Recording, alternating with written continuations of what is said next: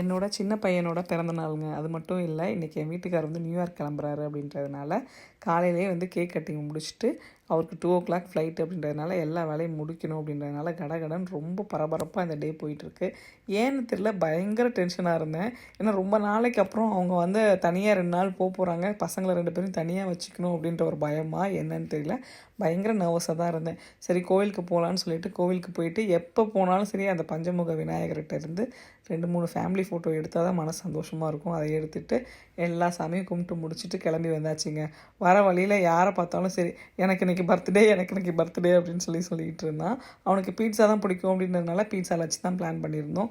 So பசங்க எல்லாரையும் சேர்த்து வச்சு கேக் கட் பண்ணிவிட்டு ஹாப்பியாக ஜாலியாக சந்தோஷமாக அவனுக்கு பிடிச்ச எல்லா விஷயங்களையும் செய்யணும் அப்படின்றதுனால அவன் என்னெல்லாம் கேட்டானோ அதே மாதிரி கேக்கு, அதே மாதிரி ட்ரெஸ் எல்லாமே வாங்கி கொடுத்து ஹாப்பியாக கேக் கட்டிங் பண்ணி 6th பர்த்டேவை முடிச்சாச்சுங்க.